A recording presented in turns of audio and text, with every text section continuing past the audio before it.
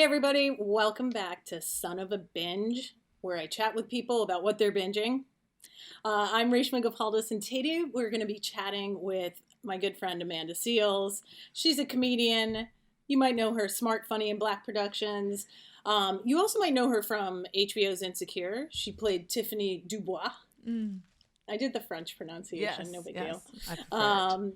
You also might know her stand-up special, I Be Known, which is very Amanda because she does know a lot. I'm going to tell you. I've learned a lot from her the last few years. Appreciate it.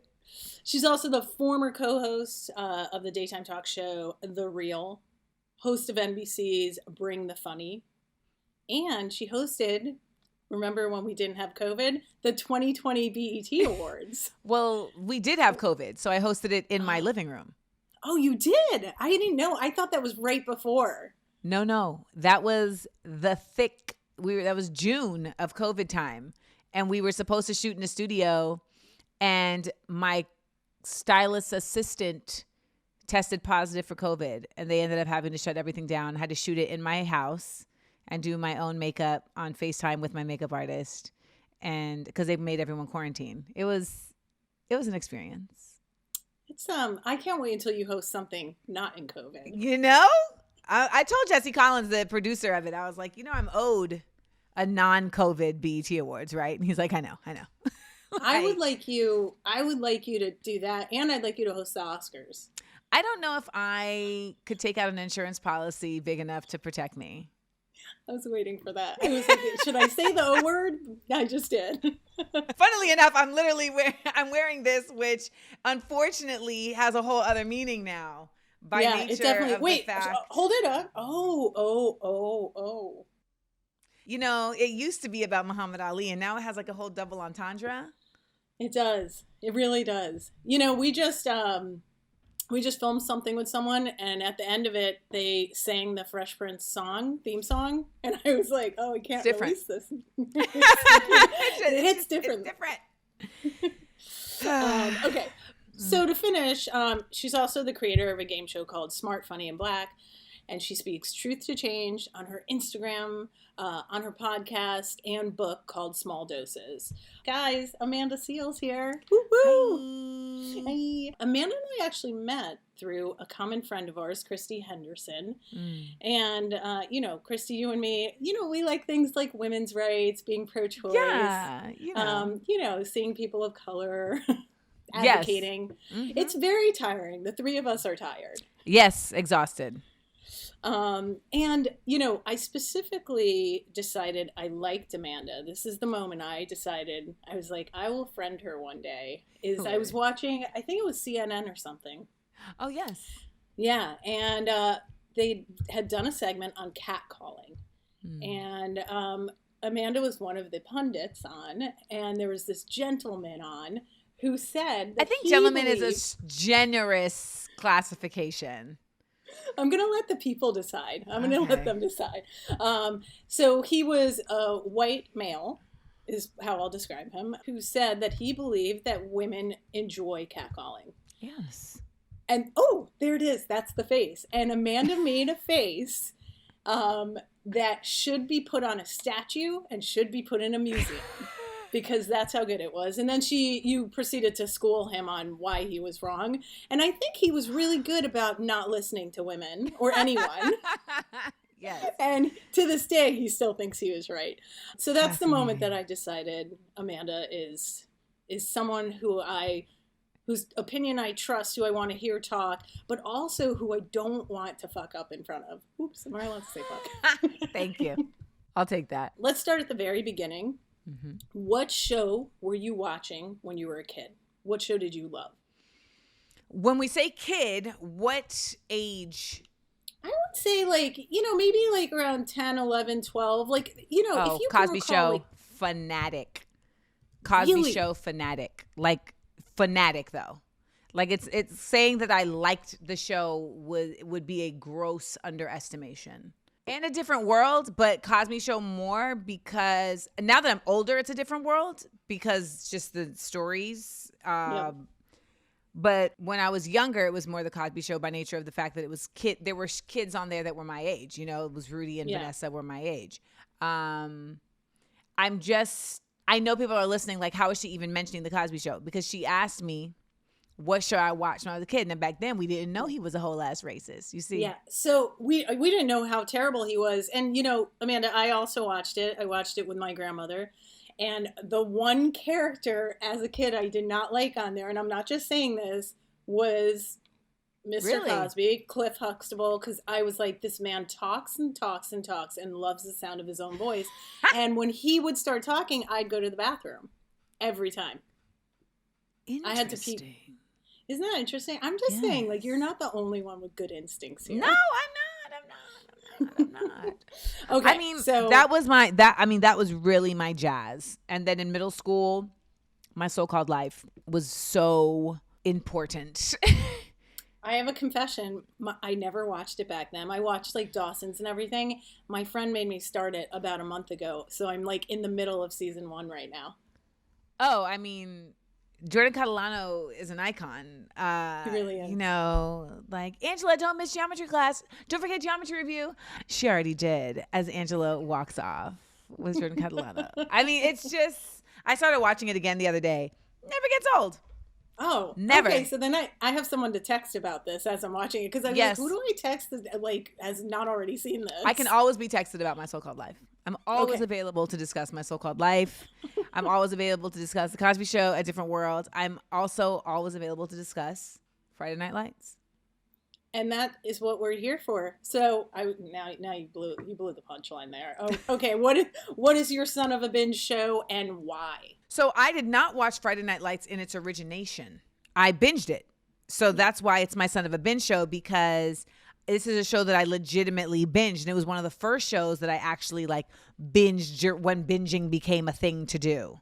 And I was a Airbnb host at the time, and I had a German guy staying at my house, and like he would come upstairs. I had like a duplex, and their room was on the bottom, and he would come upstairs and sit on the couch and eat cereal with me and watch Friday Night Lights every day, every morning. Like this was, I don't even know who this person is in life now, but for a moment it was me, him, and Matt Sayerson, and you know, Texas Forever. Really, it was one of those shows that someone told me to watch, and I was just like, I mean, okay. And then I was just eclipsed by the stories, by the soapiness, but not soapiness of it, right? And then to this day, like, I'm Instagram friends with Minka Kelly, and nice. I love her. Yes. And we'll get to her later. Yeah, like Lila Garrity is, you know, that's an iconic role.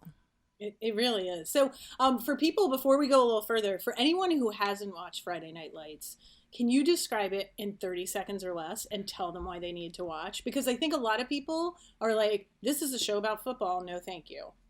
And they are wrong. In 30 seconds or less, Friday Night Lights is a show with football at the backdrop, but about everything else besides football. So it's about love, it's about friendship, it's about marriage, it's about racism.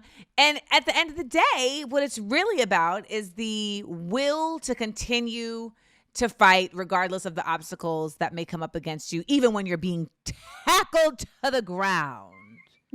We all must have clear eyes and full hearts. And we can't lose.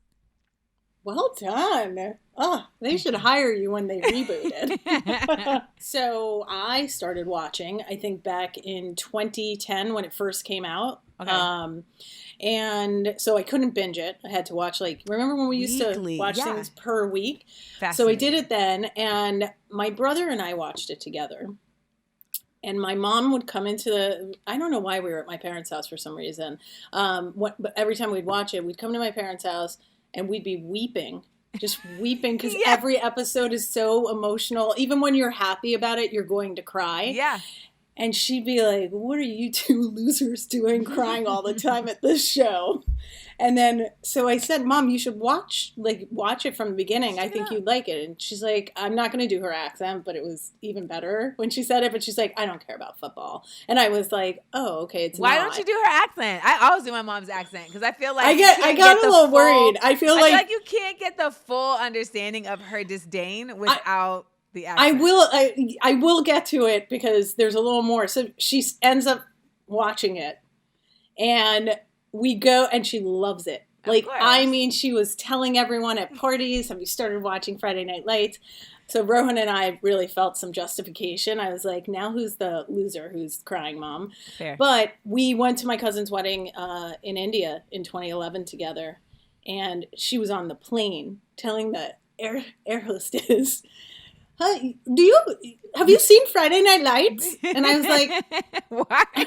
And I was like, can you let her just serve the food? Like, she's busy. She's like, excellent show. And she like showed it to her on the iPad because we downloaded a bunch for her to watch. Oh my God. We get to India with all my aunties and uncles, who none of whom are binging shows or watching anything. She's like, oh, Friday Night Lights, a beautiful show. You know, you think it's about football, and then it's not. And I was like, well, there's a little football in it. So she is a big fan of this show too. I do think she stopped watching in like the last season. I feel like that's fair. Like once they went to the other high school, you know, there was a shift, you know, once Michael B. Jordan came in the mix, and, you know, it became, was it Michael B. Jordan? It is Michael. It was Michael B. Jordan. It was Journey Smollett. Was Journey Smollett. Yeah, Journey. Also, oh my God, oh my God, I'm blanking right now, and this is not okay. It was also Matt Lauria. And Matt Lauria and I went to high school together. We went to the indubitable Dr. Phillips High School. He played Luke? Luke? Yes, he played Luke. And Matt Lauria, I can't believe I just blanked on Matt Lauria's freaking name. Oh my God, I'm so sorry, Matt Lauria. It's because I'm hungry. Matt Lauria was like my actual friend. You know, they went to that school and it was a different thing, but I feel like they still really like had stories that mattered. You know, sometimes when they do like a big shift like that, it can feel like jumping the shark, and then they start doing like things out of the box that make no sense, but they still kept it making sense. I know. Well, making sense. So can I ask you a question? Were you hooked from the pilot, or yes. For me? Oh, okay. Me too. That speech he gives at the end, Jason Street. Oh, like broke my heart, and I was like, I love this show so much. It makes me cry, but I love it. That pilot is one of the best pilots, like literally ever. I mean, I do believe that drama pilots are way easier to write than comedy pilots, but for sure. In terms of just like really drawing you in and then slapping you across the face and then making you believe that like now you have to figure out how this town is gonna survive, you know, like you're now vested. Well, I also was like, oh, now I watch a show about football. Like, that's who I've become. How did that happen? It's like me watching Parenthood, and I'm like, all right, another white family. It's fine. I'm going to commit to this because this is what we've been doing. And it's the same creator. Isn't Parenthood and Friday Night Lights? Jason Katims? I think Jason Katims. I think so. It's the same. It's like the same. So that's and you can feel the thread. Yes, that's a side note, guys. If you want another show to binge, like I had a whole like relationship with someone that only existed in us watching Parenthood. Oh, really? And like we watched the whole show, and then it was like, all right, well, this has been fun. I have a friendship that actually started with us binging Lost together, and binging means weekly back then. I think we had like did you hated Lost? She's making a really strained face. Lost is like, it's just like, what did we watch? I know. So yes, in the beginning, but you didn't know that when you started it. You were so committed. By the time you realize they got you, and it's too late. You can't get that time back. Dharma Initiative. Like, I just think back to Charlie trying to say something through the door of the boat. Remember when he's in the with water, the hand on the door? Yes. Oh, that was the best. And I'm just like, I was put through so much trauma for this show. You know, I think we need to do a separate episode on Lost because there's so much to say about it. And I still don't know what it was about, by the way. I don't either. Then we'll talk about that. I think we'll do that. We'll do that in the second Were season. they in purgatory? Were they in another dimension? Penny. They come like, we have to stop talking about Lost, and you're like, let's keep going. No, sorry. I was still. See, I was lost and lost. I was like, okay, let's get back to Friday Night Lights. What was your best episode that stood out for you, or the best moment in the show? And if you want a few minutes, best moment in the show, when Smash got that not an audition. I'm such a flippin' performer. When Smash got that audition for the football team, when he got that tryout for that football team after all had been lost, and Coach went and just put it. Oh my God, I'm gonna make myself cry. And Coach went and just put it on the line and was like, "I just need y'all to give him a shot. You know, this right. He's a great kid. He's a great player, and we really just need to give him a shot." And you know, they were in Texas, and Smash came out there. I was gonna make you do that later, but you beat me to it. And Smash came out there and just smashed. And then at the end, he does this like incredible play, and the way that they end the episode is like they freeze frame on his like smile of like actual like of him just like, I did it. It's very Breakfast Club, like when Judd like, you know, does the fist. Like I just love the 80s freeze frame of it all, but like that definitely. Gosh. I forgot they used that in that episode. It lives rent free in my head. There it is. Like just that still. For me, the episode that I remember just being like, oh, this show is so smart is the race episode. Remember where they get pulled aside? The assistant coach says something awful on the news, and he says, well, you know, the black players, they're like, he says they're like junkyard dogs or something awful. You don't remember this episode? I don't. This is the problem with binging. Because you know, you're taking in so much. It's in your short-term memory, not your long-term memory. So tell me about it. All right. So I remember the junkyard dogs comment. I do remember. Yeah. That. So this assistant coach, I think his name was Mac or something. I can't exactly remember. He gives this speech, or he gives this like interview where he's like, you know, the black fellas are like junkyard dogs or something awful like that. I mean, honestly, it could happen today in 2022 on any easy interview. And the way they handle that was one of the most beautiful things I've seen. And all I remember is they stopped, like they get stopped by some racist police officer. Yep. And Mac is the one who like, now it's a little white savior. I was about to say, this sounds very white savior.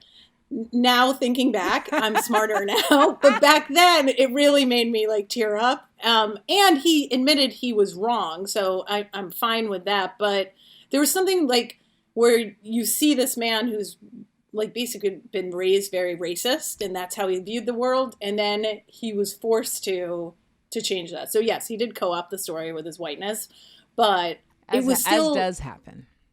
It happens, guys. It just happens. We have to slowly. We'll get rid of it, but yes. But yeah, that was my favorite. What do you think the weakest storyline was? The weakest storyline. Let me just think my thoughts out loud. Like, you know, so when I think of storylines, I think of Lila Garrity and Seven. Tim well, and then Tim Riggins. We're gonna talk about that. I love that love triangle, which was it was not really a triangle. I mean, it started as. I know, right? Ooh. Sorry, Jason Street. And then I think of like, you know, the whole Julian and Sayerson.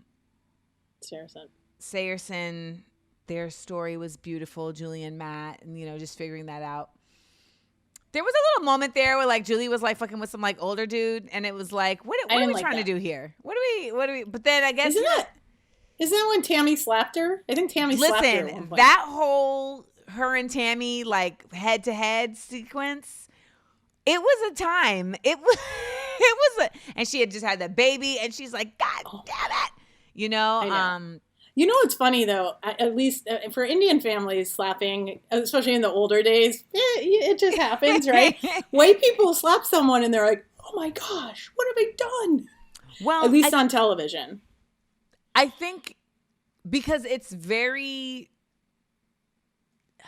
it's like a thing. It's like a punishment. You know what I'm saying? Mm-hmm. Like it versus like a fight. You know? Yeah. I think my weakest storyline was the one between Tim Riggins and his brother. I agree with you there, especially towards the end, how he goes to jail for him, right? He goes to jail for him. Then there's like a chick that they're both sleeping with, and there's just like a lot. But I understand why they needed it, because like Tim Riggins has to live in chaos, so they had to just like recreate a reason. I have so much to say about Tim Riggins and Lila, so we're going to talk about that because that was like, I really like them. But I thought the weakest storyline, or where they kind of lost their way, but in season 2, is when Landry like murders that guy for Tyra. I knew you were going to say that. And I was like, this is different, but I really liked Tyra and Landry together, and I don't understand. I just wanted them. I was into that. The reason why I felt like I knew it wouldn't work is because Tyra was also just chaos. That's why her and Tim Riggins end up together. It's a trauma bond. Like, she wasn't really going to be able to be with Landry. And Landry's father was like, she's a problem.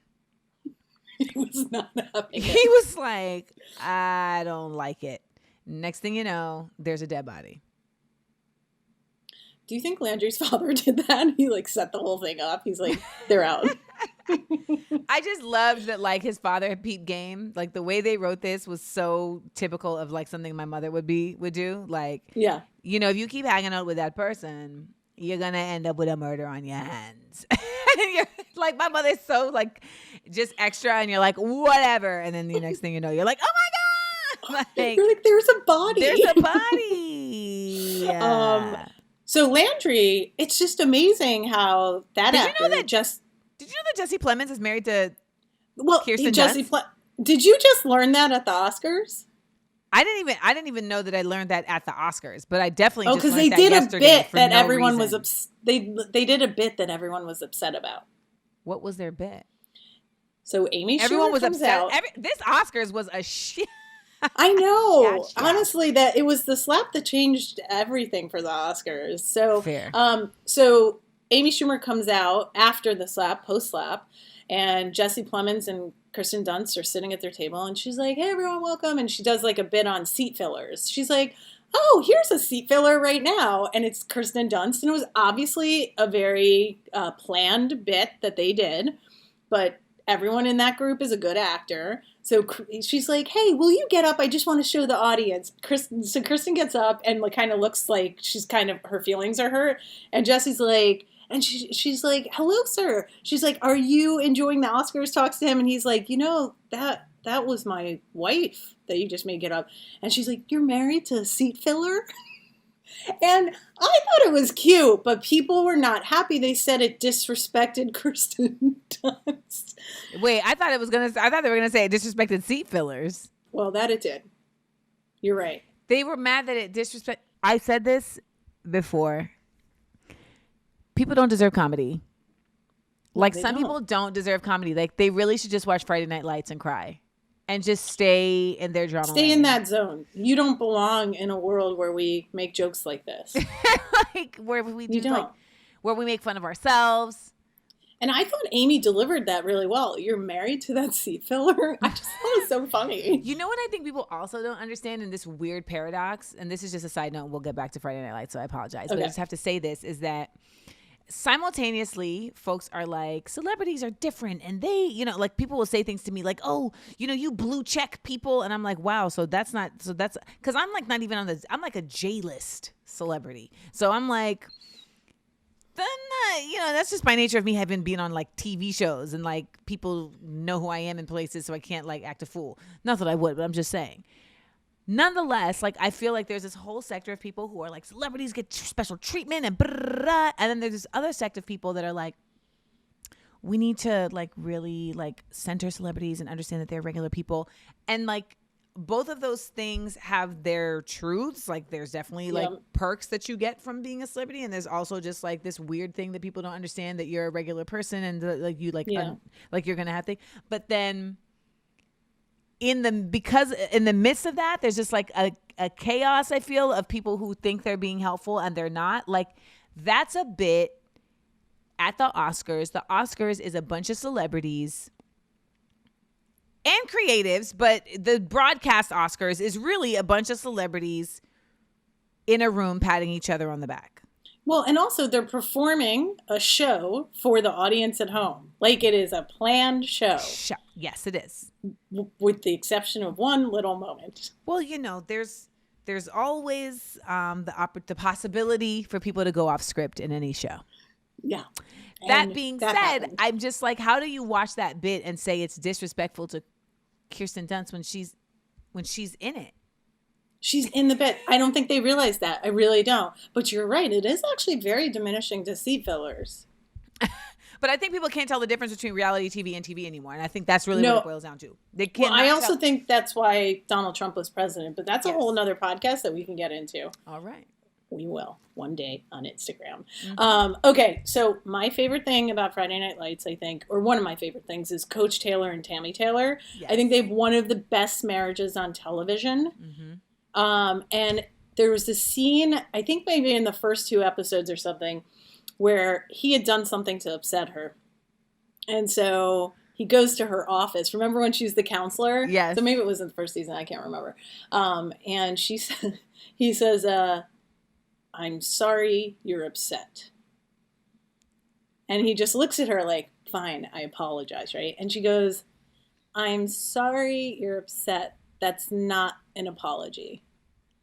And then they get in a new fight about that, and he ends up leaving because he Isn't this also when she was like really cool with another counselor, and he was like thinking that there was possibly an affair happening? Yeah, I think there was like he didn't like how they were bonding, but there was nothing there. She was like, she just had a work friend. But yeah. But the way she like immediately, you're like, oh, she's not just like the coach's wife. Like she is such an equal in this. And Connie Britton, I think she said this in an interview, that when she got the script for Friday Night Lights after having seen the movie just made her the wife. Yeah. And she got the first script for this, and I think she felt like she was going to play a trophy wife, and she said she wouldn't do it unless they changed it. And so I just think, well, I'll tell you another fun fact I read while I was researching. You know why they didn't have one sex scene? Because they filmed a sex scene apparently in season 2 or season 1, I don't know. And Kyle Chandler was so uncomfortable with it that they cut it. She said it was so awkward, and they never had sex again. They did have a baby though. They did. So we know they had sex off camera. Yes. So something was happening. But yeah. So what was your, I think we could talk about Lila Garrity. You want to talk about Lila? Let's talk about good old Lila. Lila Garrity. All the Garritys. Okay, I'm a big fan. Sorry to Jason Street, but I was so happy when that ended. And 33, why were you happy when it ended? Well, because I really wanted her and Riggins together. I was like, oh, they have such good chemistry. Not to say she didn't. She had good chemistry with Street too, but you know what it is though. In the context of looking at these characters as high school students, you're just like, that's a hell of a undertaking to take on. Like, this person just went through like the most traumatic experience of their life. Mm-hmm. And you're low-key, like, married to them now. Which maybe you were already going to be married to them anyway. Because of small-town Texas shit. But y'all are 17. That's intense, bro. She put a lot of pressure on herself, too. Yes. Because she was like, I don't want to be a bad person. Like, I don't want to break up with him just because things didn't land the way that we thought. And it's like... Yeah, but also, like, he has to, like, go through his journey and his process without you. Yeah. And he let her go. He let her go. But there's a lot. I mean, you made it sound easy. It wasn't easy, right? No, but eventually he told her, like, don't feel bad. He's like, this isn't for me either. I They mean, were 17. yeah. 17. Wow. I mean, I feel like in Texas, everyone still gets married fairly young. That doesn't surprise me. Every time I hear it, they're like, 23. I was like, oh, I want divorce. Right. Okay, what other couples did you love on the show? I mean, I loved Lila Garrity and Tim Riggins just because, like, I feel like she was a piece for him. Like, she was like a source of calm, and like she brought him like a grounding that he really just didn't have. Yeah. I also loved the innocence of Julie and Matt, and them like just finding their way through high school together. But they wrote it very realistically, and Matt was just this really like tender young man. Like, I mean, him taking care of his grandma, like, so it was natural that Oh my God, I forgot about his grandma. I loved her. yeah, like, and then he was getting into it with like he fell in love with the nurse's aide, and then she had to go back to Mexico, and it was a lot going on, but I really feel like they did a great job with that arc of making her not that I don't want to call her the villain, but making Julie like the wild, the wildflower. Like, it's so funny that you said that, because I was going to ask you what character annoyed you the most, and for me, it was Julie Taylor. Oh my God, Mom! Like, I know. I was like, just stop it. This is nothing against Amy for playing that role. She did it very well. But I always feel like the kid of the main couple on every show is always just so irritating. with the bangs, she had some awesome bangs. Great but bangs. I think that she was privileged, and so it was like she just had to have that type of timbre to her voice and her attitude. I would say the character that annoyed me, Buddy Garrity, just really, he did irritate me. I had a feeling. I don't know why. Buddy. Yeah. Buddy Garrity. And you know why? Because he reminded me of these like dads that would be a part of the booster club when I was a gymnast in Florida. And it's like everything in Florida is at the like everything in Florida is similar to Texas in terms of sports. Like, not even just in terms of sports, because even theater, like everything is super duper competitive, super duper. And like the dads at the gym were like the Buddy Garrity's. Oh. They were Wait, Southern. dads at the gym did they look like Buddy Garrity? Yeah. Wow. No, remember, I'm a gymnast. So these are like the parents of my teammates. The parents of my teammates, and they run the booster club. And that's what Buddy Garrity does for their high school. He runs the booster club. It's a certain aesthetic. Yeah. It's a very Southern, rich, white man, like salesman, like wearing, Jeff Norman shirts to golf in. I think that's the name, Jeff Norman. Yeah. I'm like Tommy seeing Bahama. Buddy right now. And it was so funny he was friends with Coach Taylor, who's like the polar opposite of him. I feel like the friendship was forced more than it was. Like, they eventually became friends by nature of Coach Taylor just being a nice guy. Yeah, he's like, he kind of tolerated him. Yes, and then it was just like, I'm fine, you can sleep in my office. Okay, I do have a question. What, if you could play any role on that show, which one would you like to play? And you don't typecast yourself. You don't have to be in Smash's. I mean, any role on this show. I mean, I really liked Connie Britton's role. I really liked, the wife role. Because to your point, it wasn't a typical wife role. Like, it was very nuanced, and it gave it so much more meat than her just being there to rub his back and tell him everything's going to be okay and having dinner ready after a game, you know? And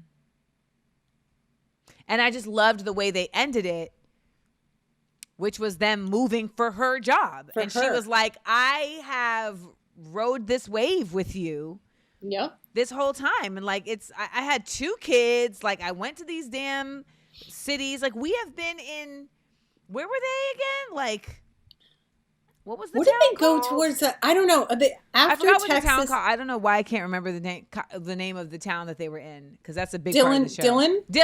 She's like, we're in Dillon, Texas. What? She's like, come on, man. And I just love that they have that conversation, and it's not even like, and then the next thing we see is like a ball being thrown, and then it's being caught in Philadelphia, and you're like, oh! And he chose her. Yeah. And I still love got that. what he wanted, like he still got to go and coach football. That's what he does. He's a coach.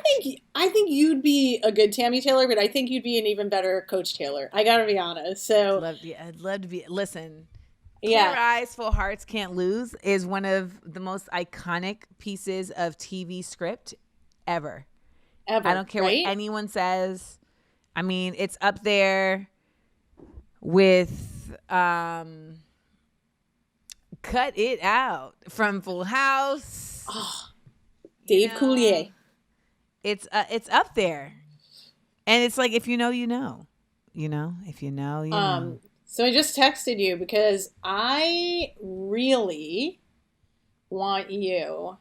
I want you to do a Coach Taylor speech, because I just need to see it. I'm not giving you his main Clear Eyes, Full Hearts Can't Lose. I mean, I have that one too, but I just felt like this is very you. Okay, here we go. Okay. If you think you're champions because you wear the Panther uniform, you're wrong. If you think you're champions because they give you a free slice of pie at the diner, you're wrong. Champions don't complain. Champions don't give up. Champions give 200%. You're not a champion until you've earned it. He just casually works in slice of pie into his speech. Do you remember what part that's from? Yes, they were at the diner, and I forgot who it was. It was Matt Saracen. Like, they gave him a slice. Wasn't it Matt Saracen? They gave a slice of pie because Well, you know what? I thought it was that too, but it's actually when he's making them run up and down the hills in the rain or something. They're doing like those, that suicide running type thing drill, because they did something that pissed him off earlier in the day, and that's what he gives them a speech when they're running in the rain. But why? But the slice of pie is in reference to when they I don't know why he wrote give you. Maybe that happened earlier in the episode. Because I'm pretty sure that they were at the diner, and like Sayerson had just become the quarterback, and like he was getting. Like, he had a tough time when he first became quarterback with adjusting to the fame. Nobody trusted him. Yeah. He was so sweet, that's why. But he started kind of tripping because they were all like riding his dick now. And then he had to get grounded again because he had that surprise moment. Everybody was like, I love you, Matt Saracen. And he got free pie. And I think if I could be totally wrong, but if memory serves me correct, I am right. Am I wrong? No, totally it's season possible. 1, episode 3. So they played another game and bombed. Oh, I remember. Okay. If memory serves me correct, they played another game and they bombed, and it was like Matt Saracen had his head got so big so quickly, and he didn't listen to the coaches. I think he had called a play and then he didn't do the play or whatever, and he was like. They were hanging. I think they had a party or something, and he was mad about the party because they had lost and they still had a party. I think it's something like that. But to my knowledge, she's like, I think it's this, and just gives a dissertation on the entire episode. It's all coming back to me now. All right, we're gonna do rapid fire. Ready? We're gonna go through some characters. I'm gonna name a character. You can do a word or a phrase to tell me what you think of that character. Your dog is so rude. I'm like, his growl just now, there's nothing out there. He's like, okay. Nothing going on. Okay. That's another statue face of yours that I want. Okay, ready? Coach Taylor. What am I saying now? You're saying what you think of them. Okay. It could be a word. It could be a phrase. I want Amanda's thoughts on everyone in Friday Night Lights. Here we go. Coach Taylor. Solid. As a rock. I always felt like he was you understand what I'm saying? He ended every sentence with that. You understand? You understand what I'm saying? I just loved when he would muss his own hair. He would take off his hat and just Yeah. And he was so stressed all the time. He was always so stressed, and he would like muss his own hair up. And I just remember particularly a scene where like he's at home and like him and Tammy have been having just like, just sometimes you're just out of sync with your partner. Yeah. Like you're not seeing each other. Like you get home too late, they're asleep. Like it's just, and she's saying something to him and he's trying to focus and he like takes his hat off and he's just like, okay, what? And his hair is like, me. Like he just looks like he's a part of the apple dumpling gang or something.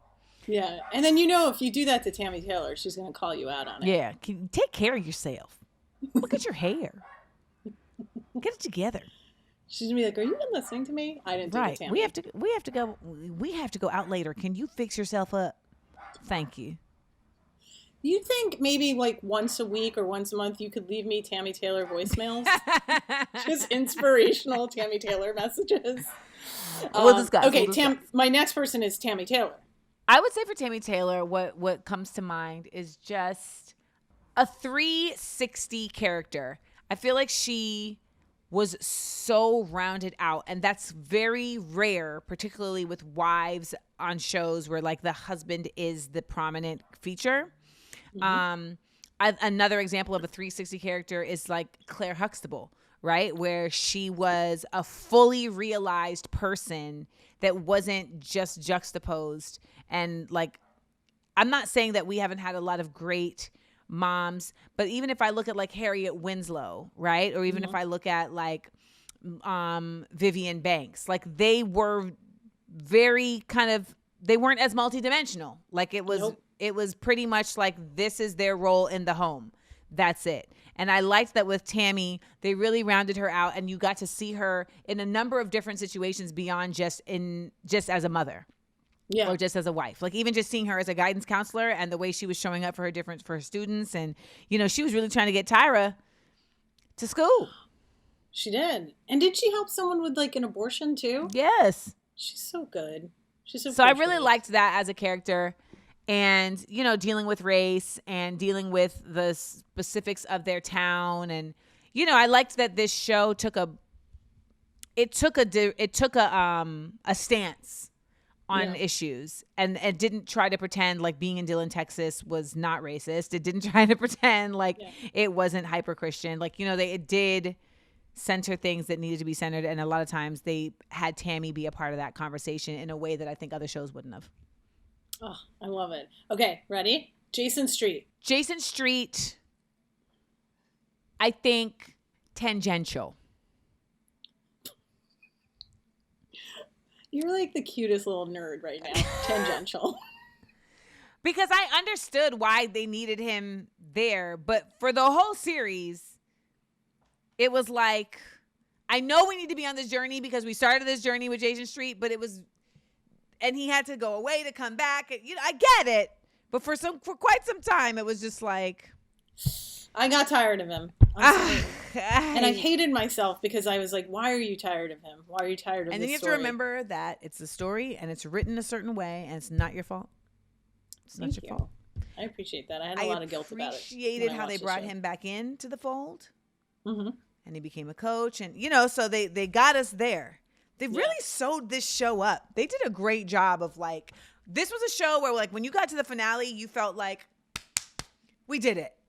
Yeah, I was happy with it. Yeah. I was very happy with it. I felt happy with for every character. Though I want Tim Riggins and Lila just to maybe find their way back to each other. I know you say that's not possible, but I never said that. My partner and I mean, we were together in college and then it took 20 years for us to come back together. All right. That's the Friday Night Lights sequel I want. Yeah. Okay, Tim Riggins. Just pristine. Really just a specimen of a man. And I know that on the show he's a high school student, but in real life he's not. And he wasn't. And I bought a Tim Riggins jersey because I care. I wish you had worn that today. I need to find it. I need to find the Tim Riggins jersey. But I tell you this. My brother got me a Dylan Panthers shirt, so one day we'll just have to take pictures of it and we'll release it with this. I'll tell you, real quick, let me just say this. She's like, only one other time in my life have I ever said, like, how is this person so fine? Watching a TV show. That first time was with Jordan Catalano when I was 12, and I turned to my mother just in complete confusion. And my mom, I'm sure, was like, it's a regular white man. Like, now that I'm a grown up and I look back, I'm like, he was pretty regular. But Tim Riggins was another time where I would just marvel.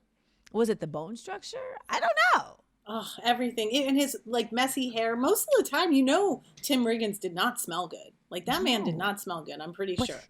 But did he smell bad? I felt like he smelled like musk he smelled like and Tim cattle. Riggins. Oh, to Riggins. I loved, loved everything about him. All right, Saracen. Just reliable, man. Reliable. Like he's a great character. Like, he's just a really genuine character, and you're just happy to see that kind of character. He grew up to be Ted Lasso, That's a great, yeah. Though I think Ted's a little more eccentric than Matt. Don't you think? Like, or a little... I mean, but I just feel like as a solid kind of like just good natured, like genuinely good natured. Good heart. That man had a good heart. It's because he was like raised by his grandmother. I'm telling you, men turn out differently when they're raised by an older woman. Actually, you're right. Yes. Julie Taylor, my arch enemy.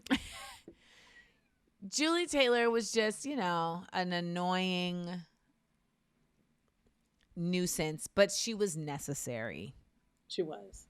And I did like her with Matt. Like, that was a real sweet love story. It was. I said that like Coach Taylor. Real sweet. You probably can't tell. Smash Williams. Really appreciated Smash. Just his whole, for Smash, I would say Smash was, what's what I'm looking for? Opulence. Like Smash to me was like Willie Beeman in Any Given Sunday. Like, Smash was like Deion Sanders. Like, he was in the tradition of black wide receivers who are giving you all of the star-studded charisma, etc. And I spent a lot of time with Texas football players for a portion of my life. Texas college football players. And he really was an accurate depiction. Yeah. All right, ready? Lila Garrity. Lila Garrity. Venus de Milo. Like, she was I feel like she was the legit epitome and personification of like femininity and love in this very masculine and toxic masculine environment. Yep. All right, Tyra Colette. Tyra annoyed the shit out of me too, though. I know, me too. Tyra and her jeans skirt. I only liked her with Landry. I really did. She just, I don't know that she really pushed the story forward. I get that she was a character that was, in the mix of things, but I never necessarily really felt like her character served the story. Mm-hmm. I guess she's a version. She was just another version of like, this is another version of a girl who comes from this town, and the way things can pan out. Yep. I don't know. She just annoyed me. Yeah. That jeans I skirt. liked her in the beginning, liked her with Landry, but then I just felt like, you can leave now. No disrespect to the actress. Tangential. Tangential. Well, I already know how you feel about a lot of the other characters, so I want to know who's your favorite actor in the show? If you had to pick one. I like a lot of them, but... I'm going to say Connie Britton only because it was from watching this show that I went and committed to Nashville. Oh, look at that. Which is not a show I watched because of her too. I would not have watched that show without her. I wouldn't have. And, when she left, when she left, I left. Yeah. But I wouldn't have even arrived had I not been predisposed to her on Friday Night Lights. Yep. Totally agree. All right. We were both happy with the finale. So I want to ask you, like, you get to pick one person on the show. I kind of know who you're going to pick. Who on the show, out of the actors, do you want to know what they're binging next?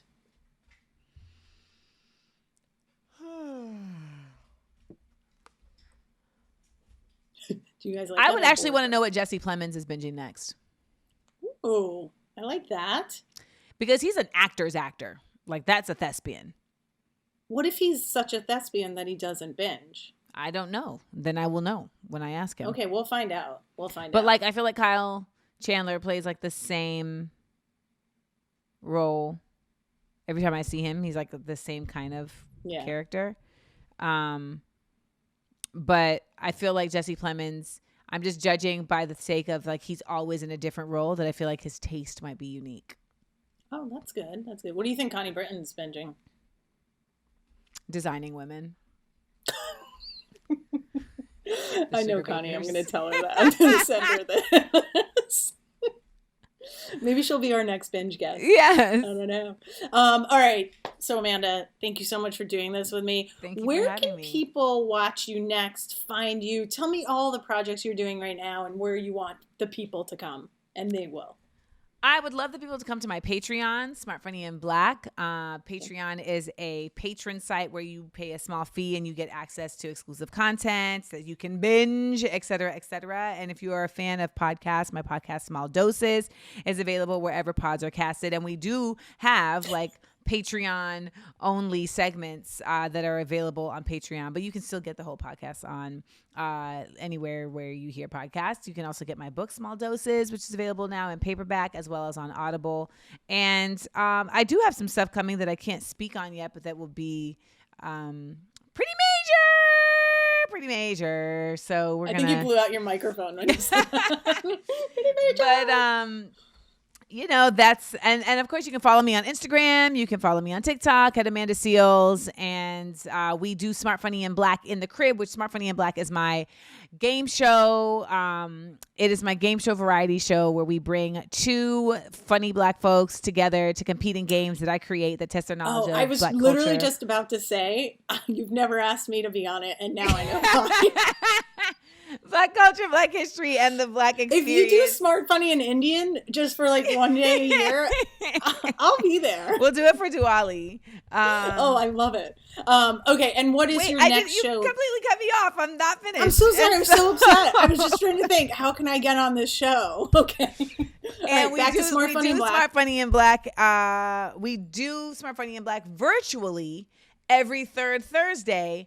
We used to only do it live, so people only get to see it if I came to their city. But now we do a virtual show every third Thursday that you can check out at YouTube on our Smart, Funny, and Black channel. So look out for that because it's a good time. And it's really just, you know, I know some people are still scared to go outside, so you can still have a good time inside.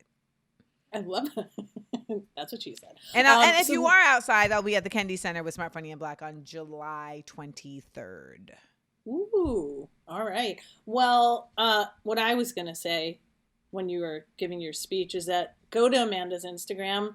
She delivers some great Insta stories. They're long. They're about 50 parts sometimes, but you will stay with the majority of them. I am telling you. And if she's yelling at you, you definitely will. I mean, somebody the other day was like, oh, I came on Instagram Live and they were like, oh, you're not angry today? And I was like, you know what? You're blocked. That's like, rude. I'm not angry. I'm passionate. I'm not hostile. You're passionate. You know, I say that to my mom all the time, and she disagrees. Touche. Okay, to wrap it up, what's your next binge? People have told me to watch The Flight Attendant. Okay, that's a good one. I haven't seen it. I just started Your Man, Jared Leto. I started that too, but it's a stretch. Yeah, I've only watched one episode. I just feel like there's a lot of these shows where I'm sure like the story itself is riveting, but it's not 10 episodes. Okay. And they could have done it in 3. Yes. Or one very long movie. It could have been a movie. Yeah. I just feel like is that like being disrespectful about their life? I don't know. But the way that the journey goes, you're just like, whew. we did a lot of nothing for that episode. Yeah. Maybe he'll do My So-Called Life again. I mean, whereas like if I like when you watch a show like Never Have I Ever, Ooh. every episode you're there, you're in it, you're fully like, what's gonna happen next? You know, I just feel like a lot of these shows they're stretching it. They take a premise and they're like, we're gonna ride this wave. So you know what? Never Have I Ever returns this summer. And I'm just saying we can do another episode, and then maybe you can do Smart, Funny, and Indian, and you can get Mindy Kaling and anyone else from that show. And there it is. You know, I mean, I'm sure Hassan would be like, "Oh my god!" Like, I love him. I went to his show, but we'll talk about that after such this. A lovely person. All right, guys. Amanda Seals, Son of a Binge, Friday Night Lights. Amanda, would you like to say something inspirational as Tammy Taylor or Coach Taylor to see us out? Clear eyes, full hearts, can't lose. That's it. You understand what I'm saying? Here. You understand?